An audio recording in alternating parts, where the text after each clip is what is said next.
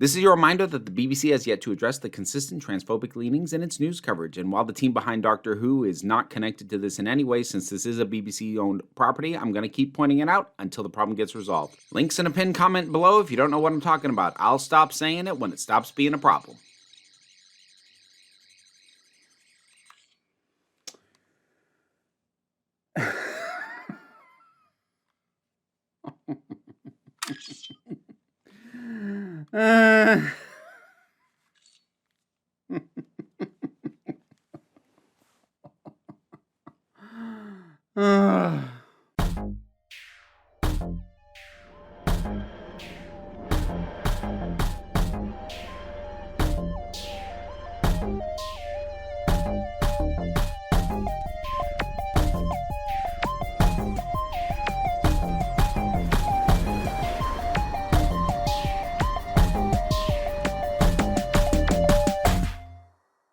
Doctor Who, finale of season 2. We're going to get to spoilers pretty quickly.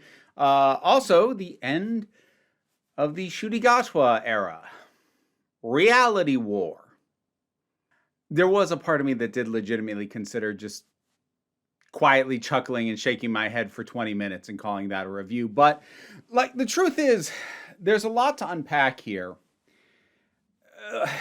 And yet, at the same time, not as much as people might be expecting from me. Not about the episode itself, anyway. Like, a lot of what I'm going to end up talking about is, like, the greater scope of things. But I feel like I want to head a few things off at the pass. I'm sure there is a fair amount of debate going on right now, either internally in some fans' heads or in forums or amongst each other or whatever. Like, is this worse than Chibnall? You know, is this the worst era? Is this the worst episode? Is it this and that? And for my purposes, I'm just going to lay my cards on the table right now. I don't care. When Doctor Who is bad, I will call it bad.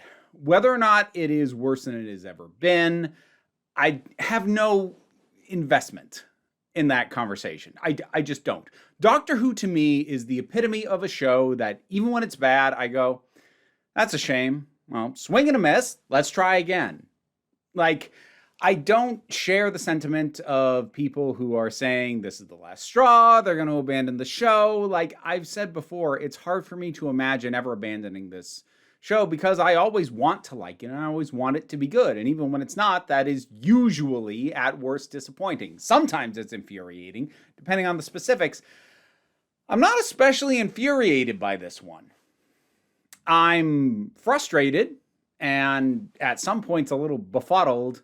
And my overall assessment is, oh, that's a shame.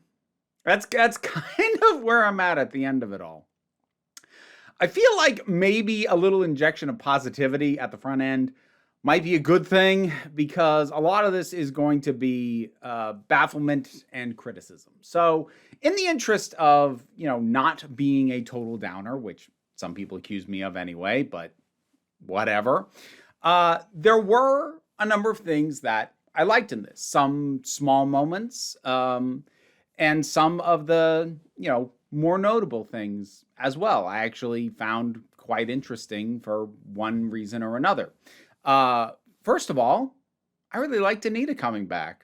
That was a huge smile on my face when that happened. I thought this was a really neat use of her. Her showing up actually kind of made sense, but also it didn't feel like fully shoehorned in the way that ending season cameos for characters who appeared earlier often did, and I really liked Anita. There's one specific aspect of her coming back that I really didn't like, but we'll stick a pin in that. We will come back to it. I really liked the resolution of Conrad's story, actually. That was going to be a tricky thing to balance because when you're dealing with somebody like that who has a parallel to so many people in the reality we actually deal with, it is, I'm not going to say it's an invalid thing to basically present them as being irredeemable, but that can be a depressing thing, So what I liked about it, the resolution of that, first of all, I think it was a kindness from Ruby to use a wish to, I wish you were happy. And I really liked the follow-up we got on that.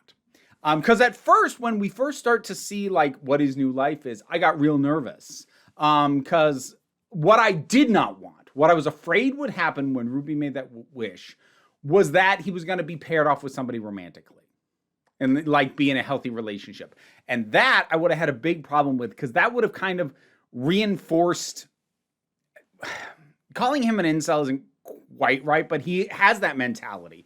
It would reinforce the narratives incels tell, which is, if you women would just date us, we would be fine. And it doesn't, though. Even though there's a quick minute where he's like seemingly teasing with somebody, it gets established like, oh, he's a cook, and that this is him on the job. I'm like, oh, okay. So for him, this happiness was, finding a way to build a life that satisfied him, that filled that emptiness, and he doesn't feel the need to lash out. And I don't view this as a redemption of Conrad. I actually view it as a confirmation of what his core problem was. He was unhappy and blamed everybody but himself. He blamed the world, and he lashed out at the world as a result. And I feel like honestly... weird thing. I feel like Conrad might be the best constructed and executed character in the season in terms of the uniformity of the vision and how many points it could have gone off the rails, but I think he was really well handled, including up to the conclusion. So I quite liked that. A moment that, okay, to say I like it would be an overstatement, but at first I rolled my eyes, and then I was kind of like, actually, I kind of like this. And I almost wish it had been stupider. So when the unit tower, sprouts its gun and there's a big nautical steering wheel in the middle of it, I had a moment where I was like, is the tower about to turn into a mecha? It doesn't. I kind of would have liked it better if it had. That would have been really owning how ridiculous that was. But it was a level of ridiculousness that I can't begrudge the show. I think as I've gotten older, I've gotten more accustomed to oftentimes just really silly things that Doctor Who does. Like, yeah, that's silly and ridiculous and absurd. It's kind of fun and funny, though. So I kind of like that. I'll tell you what I really liked. I really, really liked the moment with Jodie Whittaker in the TARDIS towards the tail end. I think that was a really sweet return for her. I liked the interactions that she was having, and she felt very true to character. I actually had kind of wondered, like, does Russell understand her well enough to write her well? And no, he did. He definitely did, which really makes me kind of regret all the more that she didn't stay on after Chibnall left and let RTD write for her. Because I think he gets her really well, and I especially really like that moment where she goes to leave and Gatwa's doctor says, I love you. And she's like, I never tell people that. Because she doesn't. Like, it's one of the aspects of her character. I don't want to necessarily say that I criticize, but that I don't particularly care for personally is the level of, like, she's all light and bubbly, but she just doesn't express her emotions. And it makes a lot of sense for Gatwa's doctor in particular to be able to express that, and for her to have a contemplative moment of just being like, I never say that. And I like his response of like, that's why you have me. Just their interaction, and when she first showed up, I wasn't expecting it at all. I quite liked it. So that was quite good as well. Do I have anything else good? Oh, okay. While I'm going to be dissecting this entire thing a fair bit later on, I will say that the melancholy tone and the slow degradation of Poppy being in this reality happened, I thought was really well handled. Just Ruby watching the two of them fold this piece of cloth back and forth over and over again that was Poppy's coat, and it just gets smaller until it's gone, and Ruby looks over and Poppy's gone. That way of like this slow realization of like whatever was tethering her to this reality is fading, and now she's gone. I actually thought that was really well handled, and there was definitely a melancholy to that. I do think that how long Ruby drags on the insisting that Poppy is real and how long it takes the doctor to listen to her, that I could have done without, because at a certain point it almost felt like everybody was trying to gaslight Ruby. I'm like, do none of you people freaking trust her? Oh, one other tiny thing that I did kind of like. We didn't get a lot of Rose Noble. I would have liked more of her, but the little acknowledgement that like Conrad couldn't even conceive her, so she wasn't even in this reality. That makes sense for me. And if you're wondering, but Conrad didn't account for all those disabled people and they were all there, well, like, yes, but it wasn't that he didn't acknowledge that they existed. He knew that they existed. He'd seen people like that and he couldn't deny their existence, but they had no place in his world. In the world that he would wish into existence, they have no place. And so they are effectively invisible.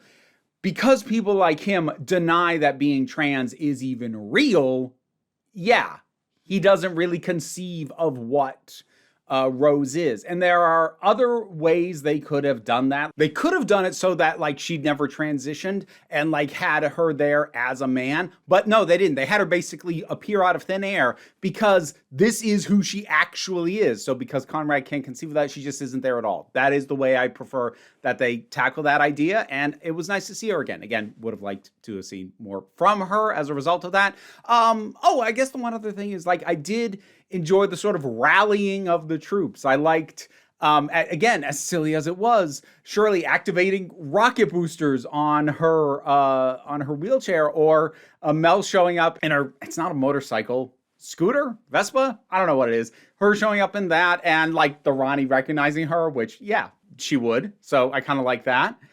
And, yeah, okay. So I'm about to start to get into the stuff that I'm like, what is going on? And here's what I'm going to try to avoid.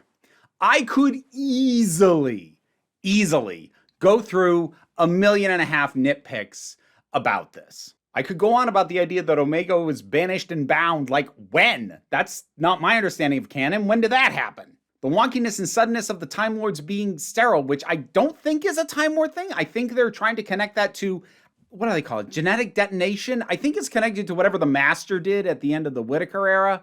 The fact that after the world's cheesiest line from Kate about how, in a way, we're all your children, Murray Gold just goes bonkers with the orchestration, making an already cheesy moment hit even worse. But, like, I don't think my going down the rabbit hole of those kinds of criticisms is entirely fair, at least not in terms of how I want to approach this thing. I'm not saying that nobody can make those criticisms, but I am going to say that I'm going to try and meet this thing where it's at. And where it's at is a world in which the story being told is not about the logistics.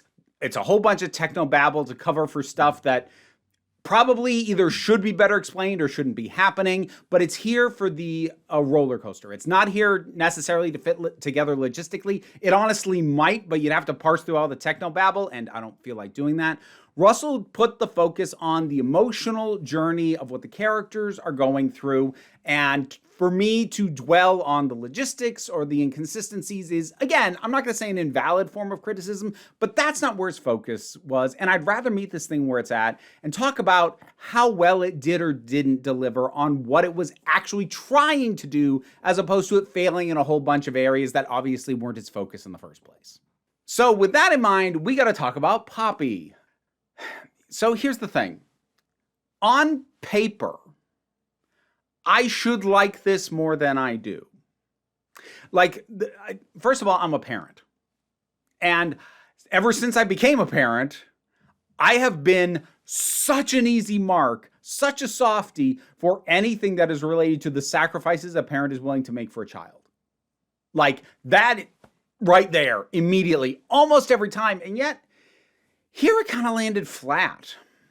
And I think it's for a couple of reasons. The first being the idea of Belinda ending up as a mother doesn't feel like a natural place for her to end. It feels very imposed upon her.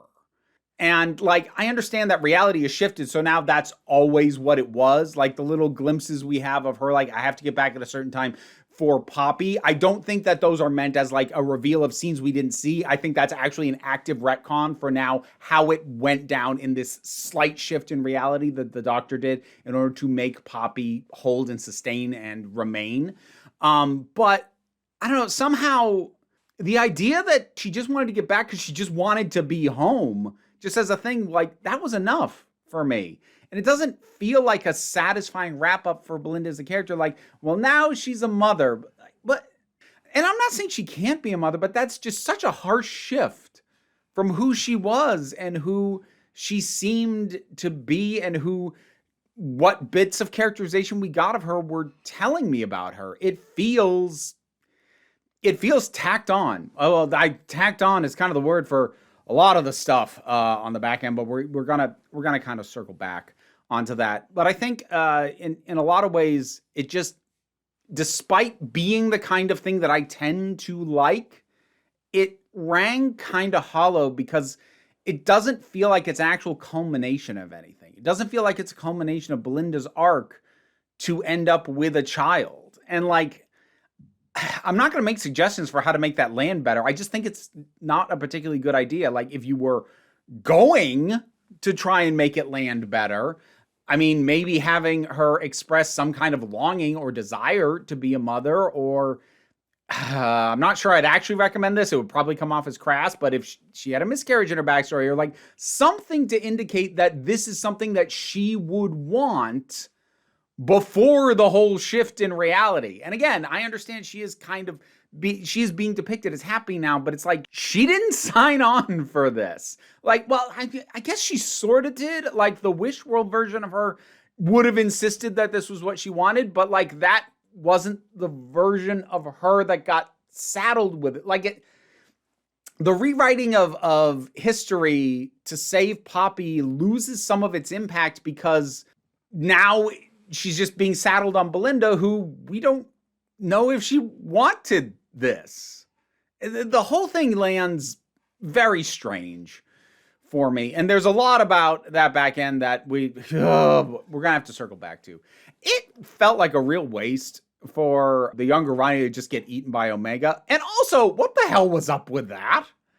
Like, as someone who has said for years, Omega is a great idea to bring back, this is not what I envisioned at all. Now he's just a big monster who eats things. Okay.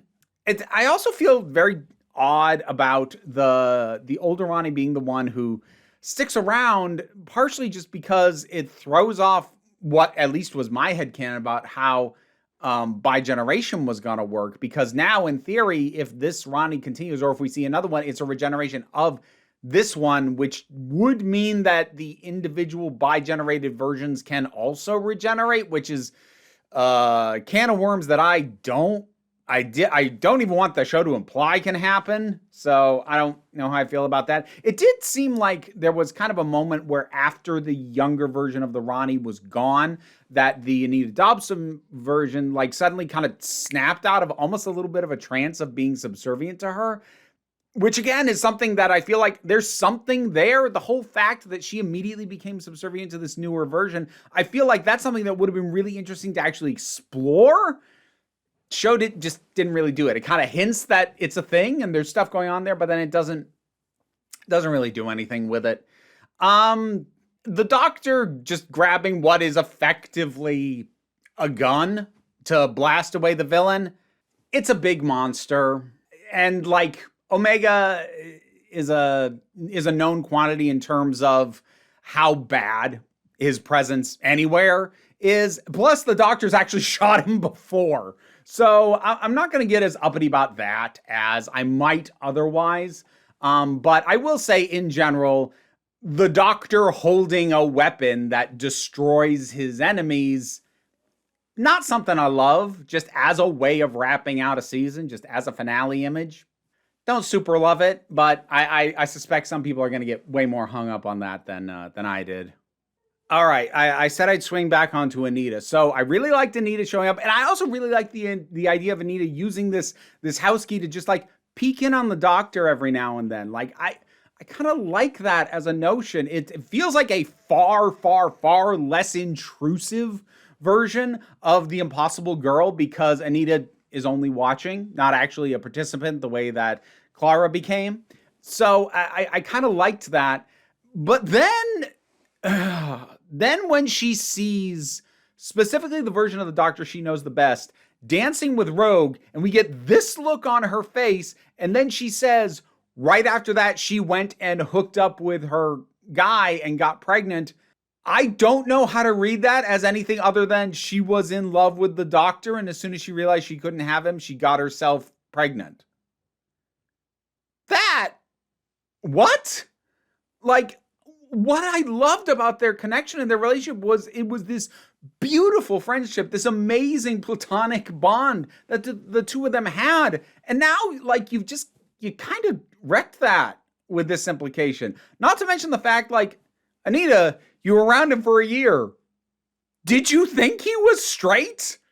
I don't mean to, like, dip into stereotyping, but come on. I don't know, like that just the fact that she was pregnant at all, it initially already hit me weird. I don't know if this is a case of like the actress is pregnant and they had to cover for that. That may or may not be the case. If it is the case, it's slightly less egregious, at least the idea that she's pregnant. The idea that she was in love with the doctor, I dislike regardless. But if that wasn't the case where the actress was pregnant and they just decided to integrate it, then I would rather they didn't do that at all. Because I'm like, what? Why are we turning everybody into mothers all of a sudden? As if that is the summation and purpose and culmination of the life of a woman. Again, like I really hope the actress just happened to be pregnant. Because that would mean that isn't necessarily a recurrent thing in the writing that was done on purpose. Or it probably wasn't done on purpose anyway. But it is kind of left in the air as a thing, which is weird. Oh, I suppose I should note as a general thing, the performances are fine. I don't think anybody gives a bad performance in this. So while I think for the most part, the production, the look of it is fine to good. The music's overbearing at times, but it's Murray Gold. What are you going to do? So, yeah, I don't want anybody to think that I'm blaming in any way any of the actors for any of this. But it just felt like it was trying to do in some ways what Journey's End did in terms of like pulling together a bunch of characters that we've seen this doctor interact with, except it just feels a lot more perfunctory here. It felt more meaningful in Journey's End, and maybe part of the problem with it doing it here, while I did kind of like the assembling of them, I liked the energy of that.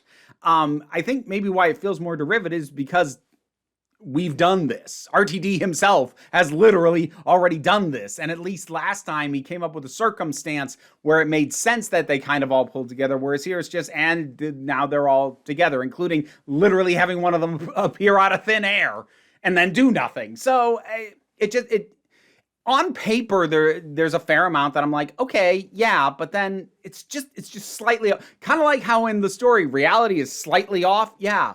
The way this thing landed is slightly off. Okay, so we need to talk about the back end. We need to talk about the regeneration. We got to talk about Billie Piper. How do I even start with this? Okay, well, first of all, the doctor regenerating for Poppy, I like on paper, and I'm having a hard time fully parse why. Well, no, I think I know part of why it didn't quite hit right. Because in general, the notion of the doctor willingly dying and regenerating in order to save a single person is a thing that I like and have loved in the past and has happened before. That was the end of the 10th Doctor, which it really landed well there because it was a culmination of his arc to willingly give his life and end his time as the Doctor in order to save Wilf. Because that Doctor's overriding character flaw was arrogance. And for him to choose to end his time in order to save a very ordinary man was a really good sort of self-admission, like, yeah, I have been arrogant and I need to stop. And that is sort of the ultimate culmination of the arc that version of the Doctor had. Even if you go back to the classic era, you had the 5th Doctor who finds himself in a situation where either he or his companion, Perry, who he's only known very briefly, she only showed up in the previous story, one of them is going to die. And he chooses to have her live and for him to regenerate. And while I don't super enjoy the Fifth Doctor's era that much, it still is really telling that he basically doesn't hesitate in that moment.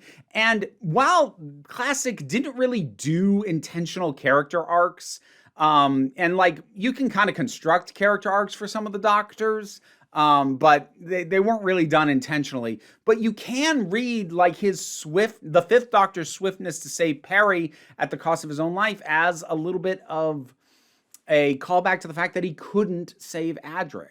And so that hit pretty well. But here, as much as I like the idea of the Doctor giving up his life in order to save a single person, in this case, just to ensure that somebody exists within this reality, I like that idea. I wonder if part of the reason it doesn't hit the way that it should, especially for the sake of a child, which, like I said before, should hit me. I wonder if part of the problem is that we never get an explanation for why Poppy is Poppy. Like, honestly, tiny tangent. There's a list of things that sort of came up and I was expecting to get addressed, or I hoped would get addressed in some capacity, that just didn't. So as mentioned, there's the fact that the Doctor's child looks like a kid he's already met. Why did the Ronnie bigenerate instead of regenerate? That was supposed to be a one-off thing before. We never came back to Susan. We never came back to Rogue, so I guess he's just trapped in a hell dimension forever now.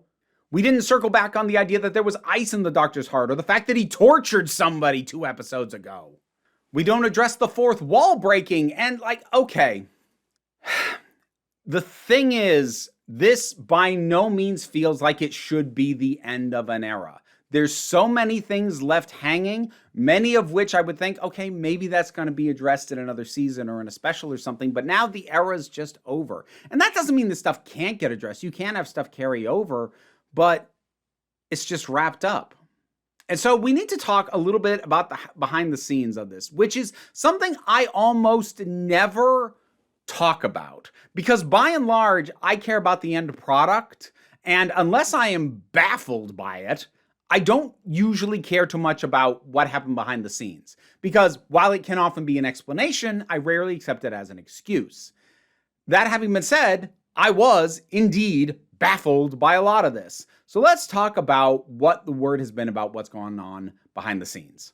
Part of why I don't usually do this is I don't like to get into speculation, and very little of what I'm about to talk about has been, at least at the time of my talking, officially confirmed. And while that doesn't mean none of it is true, there's a reason I don't like to deal with, like, the rumor mill on Doctor Who is constant, and this era it's been especially like really, really going hard. But between stuff that I've heard, not from the rumor mill, but from people who actually are in a position to know a bit about what was going on, and what I see here on this screen, here's what it looks like to me happened. And I'm not saying definitively that this is what happened, but it sure looks like it. The rumor for a while has been that there were reshoots for this episode specifically for the purpose of Gatwa being able to leave. Basically, reshoots to bring a regeneration into it.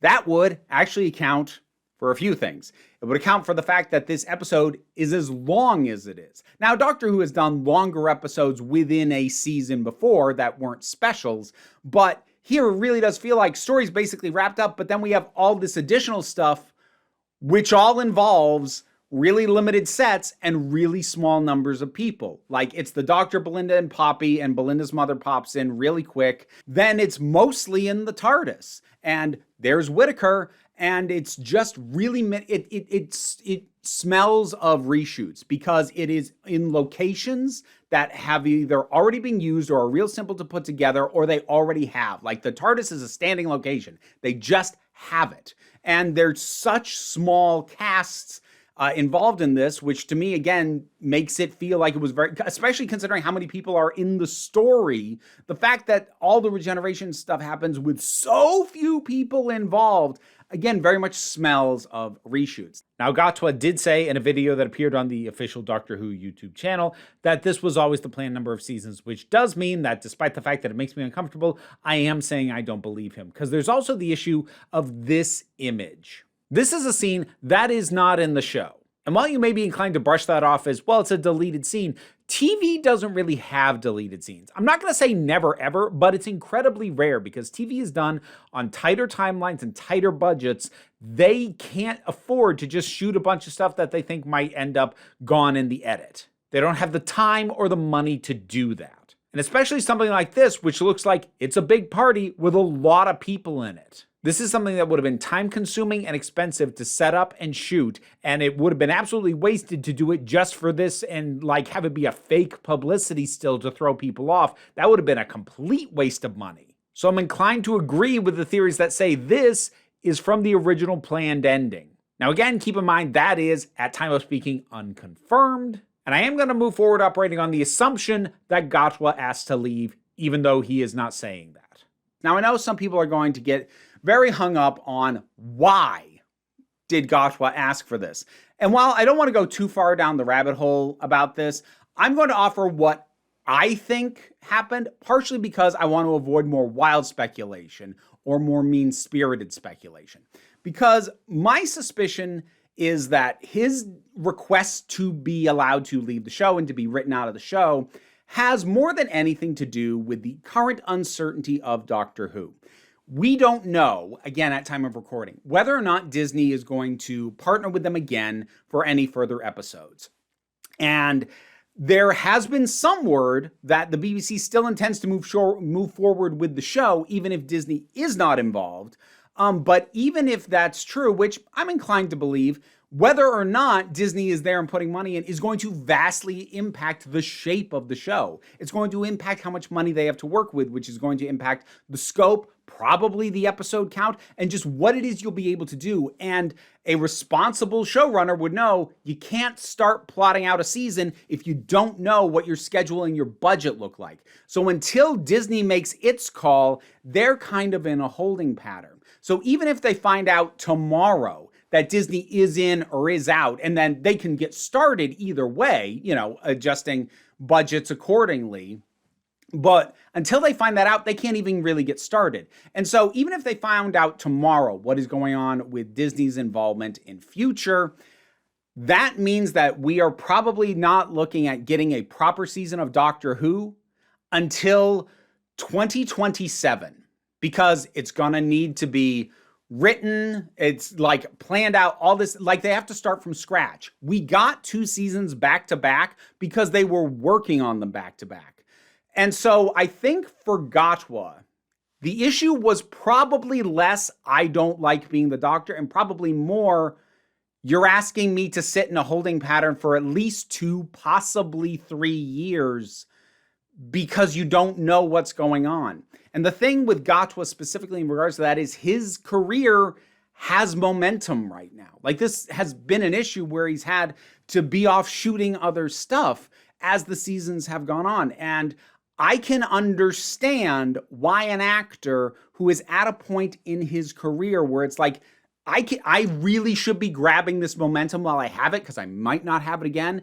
Looking at everything going on, it's like, I can't just remain indefinitely available to you for the next 2 or 3 years, turning down who knows what opportunities and losing the momentum on my career. It's going to hamper what I can do and be. And I don't think it's unreasonable for a performer or any artist to feel that way. I mean, to make a comparison that I think most people are pretty sympathetic to, Guillermo del Toro was supposed to direct the Hobbit movies, and he worked for years on when it was originally planned to just be 2 movies. And he ultimately left it because things kept changing. The schedule kept changing, the budget kept changing, the plan kept changing. They weren't locking down when they were going to be able to start shooting. And after a while, despite having poured years and so much effort into it, Guillermo del Toro eventually walked away because he's like, I can't keep waiting for this project to manifest. I need to do something else.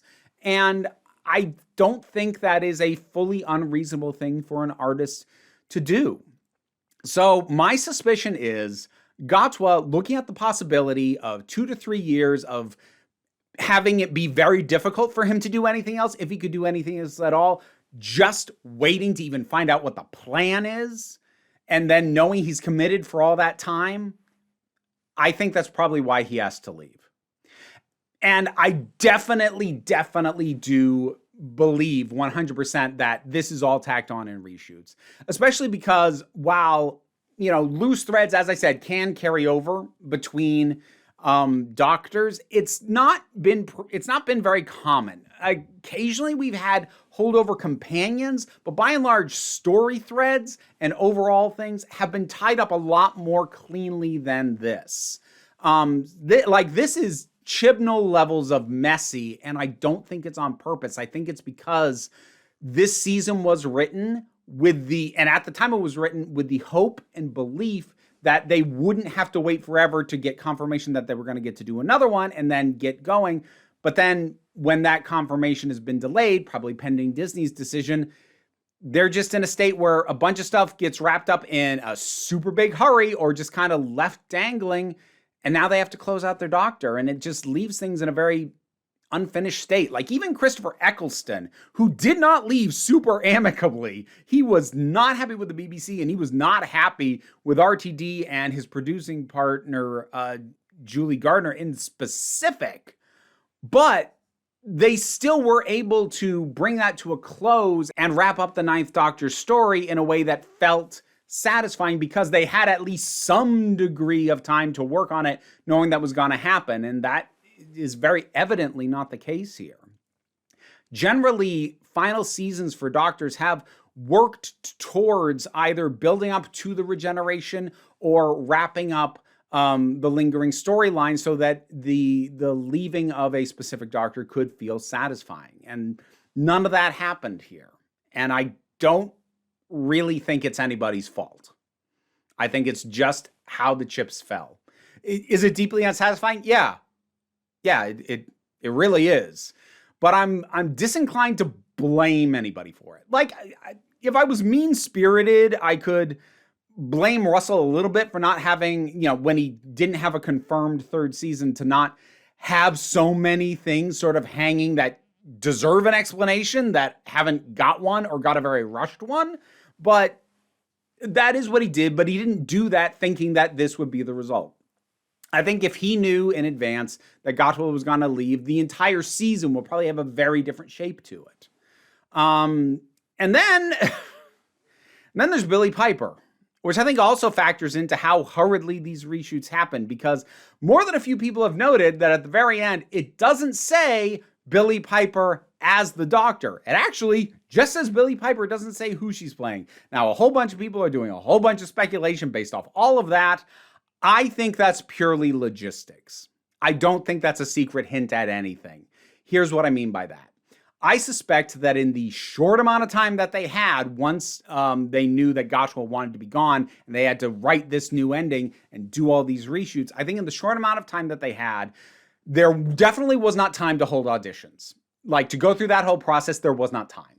And the number of people that they could get who would be willing to commit to some degree to the show and who were available was probably limited.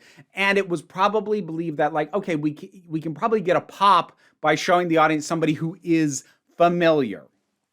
And I think that's how it ended up being Billie Piper, just by how do we make the best out of the situation that we've got? And I think the reason that she is not specifically credited as the Doctor, but just has her name listed, is, again, strictly logistics. Because, again, due to the whole uncertainty about when another season starts or whatever else, I will bet you that Piper has not yet actually signed contracts to play the Doctor. Now, that doesn't mean she won't play the Doctor. I don't think she would have done this if she didn't have an intention to do it. But since they can't yet say when the shooting schedule starts and what the requirements of her are going to be in association with that, they can't, like, not somebody of her stature, they can't get her to sign a contract and then just go, we'll figure it out later. No, she's going to need to, like, she's still working. She's still working steadily. She needs to know, when do we start? How long are we talking about? And because they can't tell her that yet, she probably hasn't actually signed on the dotted line, and as a result is not officially the Doctor yet, leaving the opening for, if they finally figure out how they're going to continue the show, leaving the opening for, say, maybe a one-off special with her, or maybe it turns out that it's just a brief Bad Wolf moment before we get the regeneration fully into whoever the actual next Doctor is going to be. There's any number of things that they could do, but because I doubt she is fully locked in, signed on the dotted line, contracted as the Doctor, they're not yet crediting her as that. So that's all that I think is going on there. I'm sure some people are reading way more into it than that, but that is all I think is into it. And I don't want to read too deeply into the use of Billie Piper, because again, I think it was a decision made in a hurry out of convenience and trying to make the best out of a bad situation. And one last note I'll add in here. You might notice I'm not particularly upset, but that's because I am fairly confident in what I'm saying about how it happened. On the off chance that it turns out down the line that I'm wrong, then this bafflement and disappointment may actually become anger, because if they had the time and this was what they did, then I've got so many questions. But I really don't think that's what happened. I now return you to your previous rant already in progress. I still don't super like it though, because while it's not as egregious as bringing a previous Doctor back, okay, I need to back up on that. I know that I expressed extreme distaste when David Tennant came back as the 14th Doctor. Now, I have turned around on that specifically because those specials were really good. Well, the second two, the first one's fine. The second two were really good, and I really liked that conclusion for the 14th Doctor. I thought that was really beautiful. And so I've turned around on that one specific instance of bringing back someone who's played the Doctor before because it resulted in something really good. I still didn't like the basic idea of doing it at all because it opens up the possibility of us just doing it. And like, look, we've had the actors who were small parts come back and play parts, including the Doctor. Like it's been the case for Companion, it's been the case for Doctors, going back into the classic era, but just restricting it to new, who Freema Agyeman played a small part in the 2-part finale of the second series and then came back as Martha. Karen Gillan is a priestess in Fires on Pompeii, comes back as Amy Pond later on. Speaking of Fires on Pompeii, Peter Capaldi later comes back as the Doctor. So like, that in and of itself isn't a problem, but the thing is, Rose Tyler isn't a one-story appearance. This is a character who we really know already.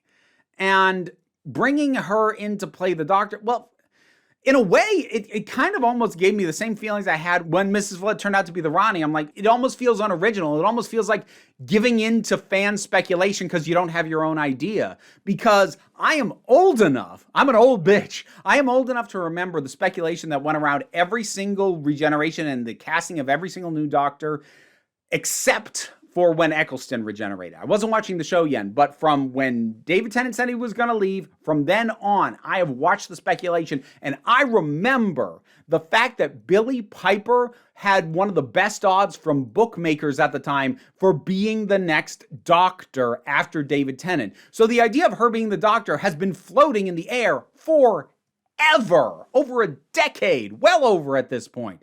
And so kind of like, well, the fans always think it's the Ronnie, so this time it is, kind of feels like we'll just go with what the fans always say. That kind of feels like that here too, which again lends it a certain emptiness. Like I'm disinclined to read meaning into this because I don't think a lot of meaning was put into it.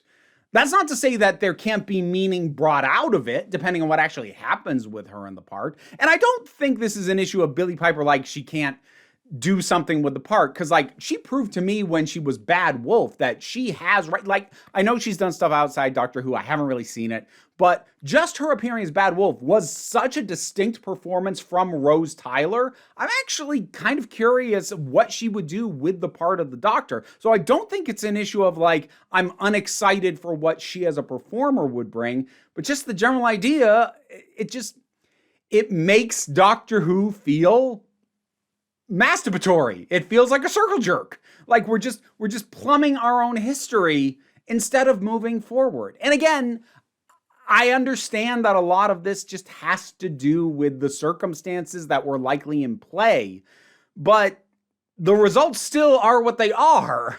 And as time fades, people are going to remember the circumstances less than they remember how this actually played out. And it plays out like a mess. And what are we doing? Do we have no new ideas? And again, I don't want to hit that note too harshly because I think ignoring the circumstances, especially in this case, is a bit unfair. Kind of like when I eventually did my full breakdown on Flux, which I also didn't like, I kind of had to acknowledge the circumstances under which it was written, because to not do that would kind of be unfair, a little mean, and a bit of a disservice to the work as a whole. And while I can be harsh, I do try to be fair.